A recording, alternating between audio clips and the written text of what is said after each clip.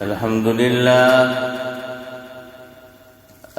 لله وكفى وسلام على عباده الذين اصطفى أما بعد فقد قال الله تبارك وتعالى في القرآن المجيد والفرقان الحميد فأعوذ بالله من الشيطان الرجيم بسم الله الرحمن الرحيم ومن يعظم شعائر الله فإنها من تقوى القلوب.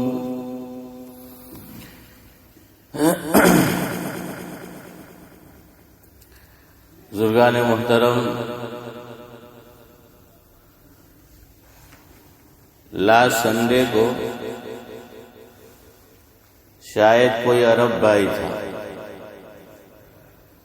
اسی نماز کے بعد انگلش میں وہ زور زور سے کہہ رہا تھا کہ نماز پڑھنے کے لیے مسجد میں آؤ تو دوڑتے ہوئے اور بھاگتے ہوئے مت آؤ، صف میں دوڑتے ہوئے اور بھاگتے ہوئے شامل نہ ہو، آرام سے آؤ. شاید 2 یا 3 مرتبہ اس نے انگلش میں اس طرح سے کہا، تو پیچھے سے شاید کسی نے اس کو کہا بھی کہ بھائی خاموش ہو جائے. تو ٹھیک ہے ایک اعتبار سے کہ بھائی اس سے کہا کہ خاموش ہو، چونکہ اور لوگ نماز میں مشغول تھے، لیکن اس نے جو بات کہی وہ بھی غلط نہیں تھی. تو دونوں اعتبار سے صحیح تھا. جس نے اس کو ٹوکا وہ بھی بےایمانہ صحیح تھا کہ بھائی لوگ نماز کے اندر مشغول ہے، لیکن اس نے جو کہا وہ بات بھی اپنی جگہ صحیح ہے. تو اس لیے یاد رکھو کہ بھائی مسجد کے اندر جب بھی ہم نماز کے لیے آئے تو بھاگتے ہوئے اور دوڑتے ہوئے آ کر جماعت میں شامل نہیں ہونا ہے. اور اس سلسلے میں خود آقا نامدار حضرت نبی کریم صلی اللہ علیہ وسلم کا ارشاد موجود ہے. بخاری شریف کے اندر حضرت امام بخاری علیہ الرحمہ نے بھی ایک باب قائم کیا ہے جس کا مفہوم یہی ہے کہ جب نماز کے لیے آؤ تو سکون اور وقار کے ساتھ آؤ، بھاگتے ہوئے نہ آؤ. 2 طرح سے روایت میں الفاظ مروی ہے. ایک روایت کا مفہوم یہ ہے جس کے راوی مشہور صحابی حضرت ابو ہریرہ رضی اللہ تعالی عنہ ہیں. وہ یہ فرماتے ہیں کہ حضرت نبی کریم صلی اللہ علیہ وسلم نے فرمایا، جس کا مفہوم یہ ہے کہ جب نماز کے لیے اقامت پڑھی جائے، جب نماز کے لیے اقامت پڑھی جائے، اقامت کہی جائے تو اب بھاگتے ہوئے مت آؤ. ایک روایت میں یہ الفاظ ہے اقامت کا. دوسری روایت جس کو ابن ماجہ نے ذکر کیا ہے تو اس کے اندر لفظ ہے کہ اذا اتیتم الصلاۃ، کہ جب نماز کھڑی ہو جائے، یا یوں کہہ لیے کہ جب نماز کے لیے آؤ. اذا اتیتم الصلاۃ، کہ جب تم نماز کے لیے آؤ، کھڑی ہو جائے نہیں، میں نے غلط کہا. اذا اتیتم الصلاۃ، کہ جب تم نماز کے لیے آؤ تو کیسے؟ سکون اور وقار کے ساتھ آؤ. اور آگے ایک اصول آقا نے بتایا کہ فما ادرکتم فصلوا وما فاتکم فاتموا، او کما قال علیہ الصلاۃ والسلام، کہ جب تم نماز کے لیے آؤ تو سکون اور وقار کے ساتھ آؤ. اور علماء نے لکھا ہے کہ اصل میں میرے اور آپ کے ذہن میں یہ مستحضر نہیں ہوتا کہ ہماری حاضری کس دربار میں ہوئی۔ اگر آدمی کو اس کا استحضار ہو جائے مجھے اور آپ کو کہ اب میں زمین کی جس حدود میں داخل ہوا ہوں وہ کوئی عام جگہ نہیں ہے، وہ بیت السلام اور بیت الرحمن بیت الرحیم کی کسی عبد الرحیم کا گھر کسی عبد السلام کا گھر نہیں ہے، بلکہ بیت اللہ یہ اللہ تبارک و تعالی کا گھر ہے۔ تو سب سے پہلے یہ استحضار ضروری ہے۔ آدمی کو اس کا استحضار ہو تو پھر وہ کوئی ایسی حرکت نہیں کرے گا جو مسجد کے مناسب نہ ہو۔ لیکن میرا اور آپ کا تو حال یہ ہے کہ چوری اور اوپر سے سینہ زوری جو کہا جاتا ہے ایک کہاوت، تو اب کسی کو مسجد کا احترام کو کہو تو کہ تیرا باپ نے مسجد تھوڑی سی، بھائی کسی کے باپ کی نہیں ہے، نہ میرے باپ کی مسجد ہے نہ تمہارے باپ کی مسجد ہے، یہ کسی کے باپ کی مسجد نہیں ہے۔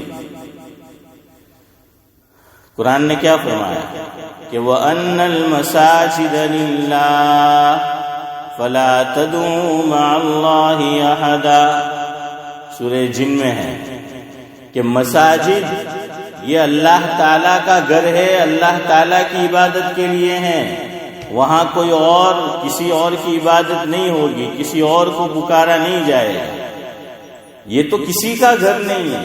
اگر مسجد کا کوئی ٹرسٹی ہے یا کوئی کمیٹی بنی ہوئی ہے اور کاریواہی کرنی پڑتی ہے دنیاوی طور پر قانونی طور پر کہ کسی کے نام پر مسجد ہو گئی، تب بھی وہ اس کی مسجد نہیں ہے۔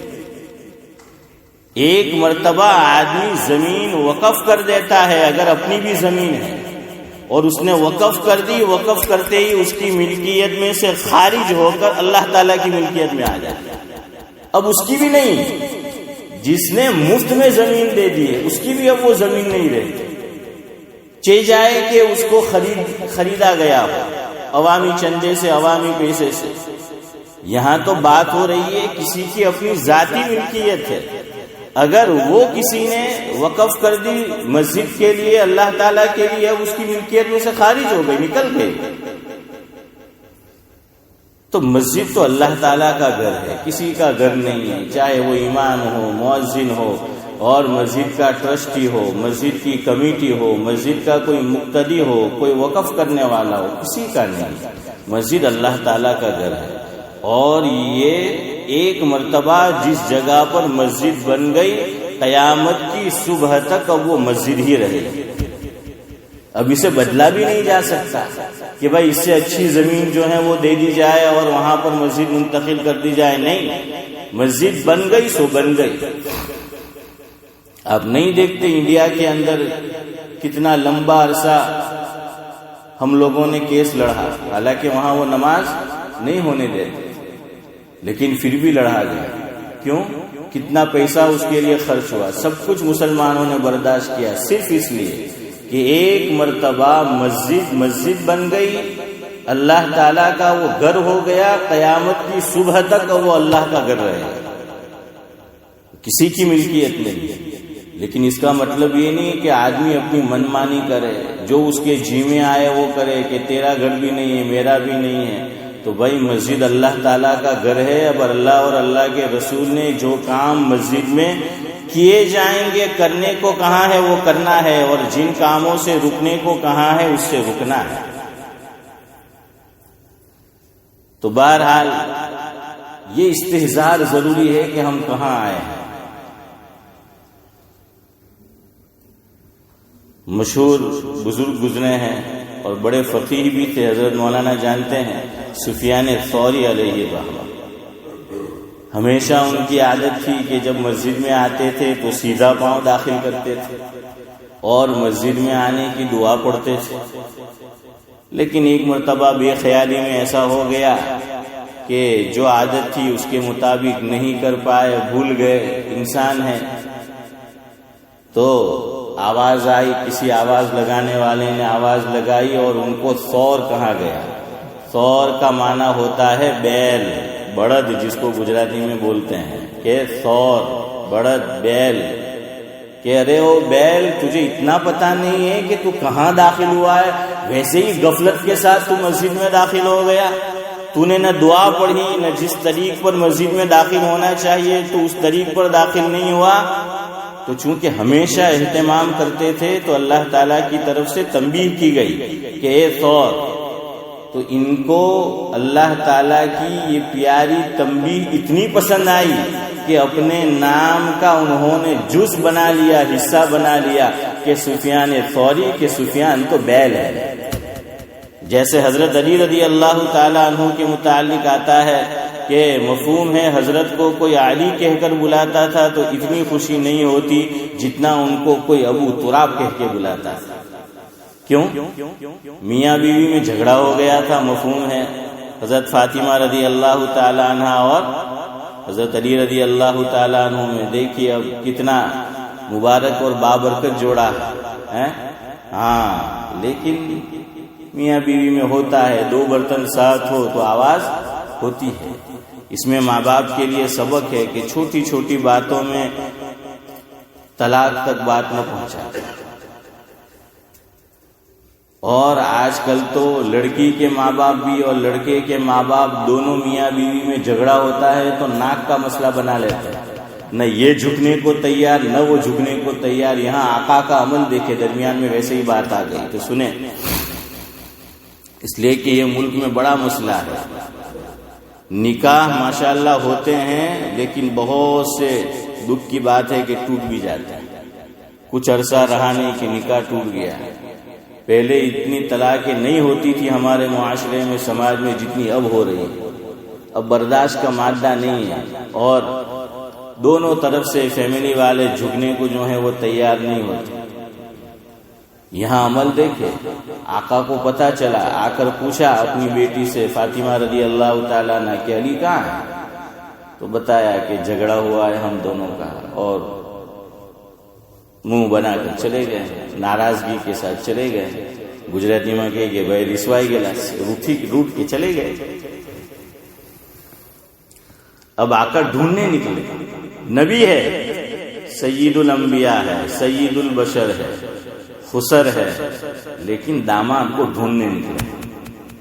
اور آج کل کوئی ایسا کرے تو پتہ نہیں معاشرہ اور سماج اور سوسائٹی کیا کیا اس کو کہے گا۔ ڈھونڈنے کے لیے نکلے کہ علی کہاں ہے؟ تو ہمارے بزرگ فرماتے ہیں کہ بھائی لوگ عالموں کے متعلق کہتے ہیں کہ ملا کی دوڑ مسجد تک۔ کیا بولتے ہیں؟ کہ ملا کی دوڑ مسجد تک۔ تو فرمایا کہ یہ تو حضرت علی کا عمل ہے۔ حضرت علی بھی جب بھاگے تو کسی مارکیٹ بازار کسی کے گھر نہیں بھاگے، اللہ کے گھر میں جا کے لیٹے ہیں کہ بھائی حضرت علی کی دوڑ بھی مسجد تک تھی تو ملا کی دوڑ بھی مسجد تک ہے، تو کیا غلط ہے اس میں؟ چاہے کوئی جو ہے تنزن کہتا ہو، لیکن اللہ کے گھر اس سے بڑی جگہ کائنات میں کوئی نہیں ہے، دنیا میں کوئی نہیں ہے کہ یہ تو وہ جگہ ہیں کہ جنت میں اٹھائی جائے گی۔ تو اچھا ہے نا کہ وہ ملا کی دوڑ مسجد تک ہے۔ تو حضرت علی رضی اللہ تعالی عنہ مسجد میں تھے اور کچی مسجد تھی، گرد و غبار تھا، دھول پڑی ہوئی تھی۔ حضرت علی رضی اللہ تعالیٰ عنہ لیٹے ہوئے تھے اور بدن مبارک کو دھول لگی ہوئی تھی۔ تو حضرت نبی کریم صلی اللہ علیہ وسلم نے دیکھا کہ بھائی علی جو ہیں ناراض ہو کر مسجد میں آئے ہیں، دھول لگی ہوئی ہے جسم کے ساتھ۔ تو فرمایا کہ قم یا ابا تراب، او کما قال علیہ الصلوۃ والسلام، کہ کھڑا ہو، چلو میرے ساتھ، آؤ میرے ساتھ، اے ابو تراب، اے مٹی کے باپ ہیں کہ بھائی مٹی لگی تھی تو یہ کہہ دیا، یا یہ کہ یہ مٹی والا، عربی میں کبھی اس کا ترجمہ والا بھی ہوتا ہے، تو مٹی کا باپ کہہ لے یا مٹی والا، یعنی دھول کے اندر ملوث، یہ آپ کہہ لے۔ دیکھیے آقا نے عمل بتایا کہ بھئی ایسا ہو تو کوئی بات نہیں۔ خیر بہرحال میں آپ کو یہ کہہ رہا تھا کہ سفیان ثوری علیہ الرحمہ کو تنبیہ کی گئی کہ تم اللہ کے دربار میں آئے ہو اور ویسے ہی بغیر دعا پڑھے آئے، اب پہلے میں اپنے آپ سے پوچھوں اور پھر یہاں موجود ہر آدمی اپنے آپ سے پوچھے کیا میرا اور آپ کا یہ عمل ہے کہ جب ہم مسجد میں آتے ہیں تو سب سے پہلے سیدھا پاؤں داخل کرتے ہیں، اور کیا ہم یہ کرتے ہیں کہ پہلے درود شریف پڑھتے ہیں؟ اس لیے کہ ڈائریکٹ اللہم افتح لی نہیں پڑھنا ہے، حدیث پاک میں آیا کہ مسجد میں داخل ہو تو پہلے پڑھو کہ بسم اللہ والصلاۃ والسلام علی رسول اللہ، پہلے آقا پر صلاۃ و سلام بھیجنا ہے، بسم اللہ پڑھنا ہے، اور پھر مسجد کے اندر داخل ہونا ہے۔ اور مسجد سے جب نکلو تب بھی جو ہے یہی کام کرنا ہے کہ بسم اللہ والصلاۃ والسلام علی رسول اللہ اللہم انی اسألک من فضلک، تو سیدھے پاؤں سے داخل ہو، مسجد کے اندر احترام سے بیٹھو، خاموش بیٹھو۔ ہمارے کسی عمل سے کوئی قرآن کریم پڑھنے میں مشغول ہے، کوئی نماز کے اندر مشغول ہے، کوئی دعا کے اندر مشغول ہے، کہیں دینی بات ہو رہی ہے، تو میرے اور آپ کے عمل سے ان کو حرج تو نہیں ہو رہا؟ اس کا خیال رکھو۔ یہ کسی کے باپ کی مسجد نہیں ہے، اور کوئی مسجد کسی کے باپ کی نہیں ہے، ہر مسجد کا مالک کائنات ہے اور اللہ تبارک و تعالی ہے، لیکن اس کا مطلب یہ نہیں ہوتا جس کے جی میں جو آئے گا، جس کے من میں جو آئے گا وہ کرے گا وہی امام ہو، مقتدی ہو، کوئی ہو جو اللہ اور اللہ کے رسول نے بتایا، ورنہ یہ مسجد میں آنا کھانا پوری ہے، جتنا لینے آتے ہو اس سے زیادہ دے کے جاؤ، اس لیے جو کچھ لینے آتے ہو اس کو سنبھال کر لے جاؤ، اپنے دامن میں بھر کر جو ہے وہ لے جاؤ، ایسے کلمات زبان سے نہ کہو کہ جو کہنے کے لائق نہیں ہے۔ تو اس لیے یہ سب کیوں ہوتا ہے کہ مجھے اور آپ کو یہی نہیں کہ ہم کس کے دربار میں حاضر ہوئے، مسجد کیا جگہ ہے، میرا اور آپ کا گھر جنت کے ٹکڑوں میں سے نہیں ہے، وہ جنت میں نہیں جائے گا، لیکن روئے زمین پر جتنی مساجد علماء نے لکھا یہ جنت کے باغات ہیں، جنت کے ٹکڑے ہیں، جو زمینیں اس دنیا کی جنت کے اندر بھیجی جائے گی ان میں تمام مساجد کی جگہیں یہ جنت میں جائے گی، مساجد کی جگہیں یہ جو ہیں وہ جنت کے اندر جائے گی۔ اگر کسی کو کوئی پرائم منسٹر بلا لے ہاؤس آف لارڈ میں اس کو حاضری نصیب ہو جائے، ہاؤس آف کامن میں اس کو حاضری نصیب ہو جائے، آدمی بن ٹھن کے جائے گا، غسل کر کے جائے گا، خوشبو لگائے گا، اچھے سے اچھا کپڑا پہنے گا اور کتنا ادب کے ساتھ جائے گا، حالانکہ وہ تو مخلوق ہے جس نے بلایا ہے، اور یہ تو خالق ہے، ہمارا پیدا کرنے والا ہے، کائنات کا پیدا کرنے والا ہے۔ آج میرے اور آپ کے دلوں میں مساجد کا اتنا احترام بھی نہیں ہے جتنا house of lord, house of common اور سنسد کا ہے۔ یا ہم کسی مالدار کے گھر ہی چلے جائے تو کتنے ادب سے جاتے ہیں، کسی کا فون بھی آتا ہے تو ہم نہیں اٹھاتے، بلکہ بہت سے لوگ کسی مالدار کے گھر میں حاضری ہونے والی ہے، پرائم منسٹر کو ملنے جانے والا ہے، کسی منتری کو ملنے جانے والا ہے، تو کیا کرے گا، فون کو سائلنٹ پہ رکھ دے گا کہ کہیں کسی کا فون آ جائے اور بادشاہ برا نہ مان جائے، کوئی ایم پی جو ہے وہ برا نہ مان جائے، اتنا آدمی خیال کرتا ہے۔ لیکن اللہ کے گھر میں وہ آدمی کوئی استحضار نہیں ہوتا، میں بھی محتاج ہوں، آپ بھی محتاج ہے، اللہ تعالی ہم تمام کو اللہ کے گھر کی وہی قدردانی نصیب فرمائے جو اس کا حق ہے۔ تو یہ استحضار کرو کہ ہم کہاں آئے ہیں، تو آدمی دوڑتا ہوا جماعت میں شامل نہیں ہوگا۔ اب دیکھیے آقا نے دو لفظ ارشاد فرمایا، ایک تو جب نماز کے لیے اقامت پڑھی جائے تو بھاگ کر نہ آؤ، دوسرا فرمایا کہ جب نماز کے لیے آؤ تو بھاگ کر نہ آؤ، سکون اور وقار کے ساتھ آؤ۔ یہ الگ الگ لفظ ہیں، ایسا کیوں؟ تو علماء نے لکھا کہ اہمیت بتلانے کے لیے کہ بھائی نماز رکوع کے اندر ہے تب تو آدمی اس لیے عام طور پہ بھاگتا ہے، یا جہری نماز ہے تو سورہ کوثر پڑھ رہا ہے، ان شانیہ کا حول اتنا سنا تو بھاگتے ہوئے آئے گا کہ بھائی مجھے رکعت مل جائے۔ تو فرمایا کہ تم رکعت کی بات کرتے ہو، وہاں تو حدیث میں یہ فرمایا کہ اقامت پڑھی جا رہی ہو تب بھی بھاگ کر مت آؤ، کہ اقامت کے بعد تو ابھی امام نے نماز شروع نہیں کی ہے، ابھی امام نے قرات شروع کرنے کی بات دور رہی ہے، ابھی تو نماز بھی اس نے شروع نہیں کی، تو رکعت جانے سے رہی ہے، لیکن احترام پہلے سے بتایا تاکہ اقامت جب پڑھی جا رہی ہو اور مسجد میں نماز کے لیے ایک مصلی آئے گا، نمازی آئے گا، وہ نہیں بھاگے گا، یہ عادت اس کی وہاں سے بنائی جائے گی۔ تو جب امام کو رکوع کے اندر دیکھے گا یا رکوع سے جانے کے قریب وہ دیکھے گا تو وہ بھاگتا ہوا نہیں آئے گا، چونکہ عادت آگے سے بنا دی گئی۔ یہ ہے۔ اور امام بخاری نے، اللہ تعالیٰ جزائے خیر دی، اللہ نے کیا دماغ دیا تھا انہیں۔ امام بخاری علیہ الرحمہ نے، جو میں نے کہا نا کہ بخاری شریف میں انہوں نے یہ باب قائم کیا ہے کہ بھائی بھاگ کر مت آؤ، تو وہاں سعی کا لفظ ہے۔ تو امام بخاری نے، حضرت شیخ الحدیث مولانا محمد زکریا صاحب نور اللہ مرکزہ نے لکھا ہے کہ امام بخاری نے اس لیے یہاں پر وہ باب یہ قائم کیا کہ سکون اور وقار کے ساتھ آؤ، کسی کو قرآن کریم کی آیت سے دھوکہ لگ سکتا ہے۔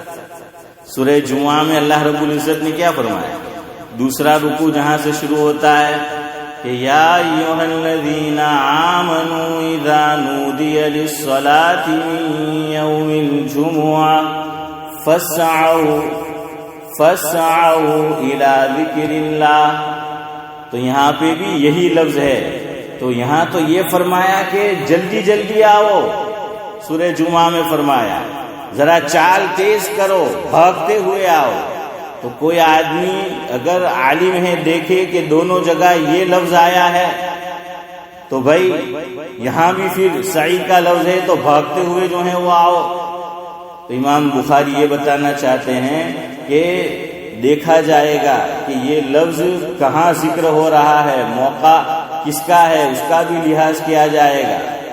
تو قرآن میں جہاں کہاں گیا تو فرمایا ایک ہی لفظ میں سعی نہیں آتا، کبھی آرام کے ساتھ چلنے کے معنی میں بھی آتا ہے اور کبھی دوڑنے اور بھاگنے کے معنی میں بھی آتا ہے۔ سورہ جمعہ میں الگ معنی میں آیا ہے اور یہاں پر حدیث پاک میں آیا ہے وہ الگ معنی کے اندر آیا ہے کہ آدمی جب نماز کے لیے آئے تو مسجد کے اندر بھاگتے ہوئے نہ آئے، دوڑتے ہوئے نہ آئے، سکون اور وقار کے ساتھ آئے۔ اور آگے آقا نے یہ بھی بتا دیا، بات ختم کرتا ہوں، وقت ہو گیا ہے، فما ادرکتم فصلوا، کہ جتنا نماز کا حصہ تم نے پایا وہ پا لیا، اور جتنا وما فاتکم فاتموا، چھوٹ گیا ہے اس کو بعد میں کیا کر لو، اس کو پورا کر لو۔ اگر رکعت چھوٹ گئی ہے بھاگ کر آنے کی کیا ضرورت ہے، چھوٹ جائے کوئی بات نہیں، بعد میں کر لینا، لیکن مسجد میں سکون اور وقار کے ساتھ آؤ۔ اب بھاگ کر کیوں نہیں آنا ہے، اس کی بھی پھر علماء نے وجہیں لکھی ہے۔ ایک وجہ تو یہ لکھی یہی کہ اللہ تعالیٰ کا گھر ہے، یہاں آدمی سکون اور وقار کے ساتھ آئے، بھاگتا ہوا نہ آئے۔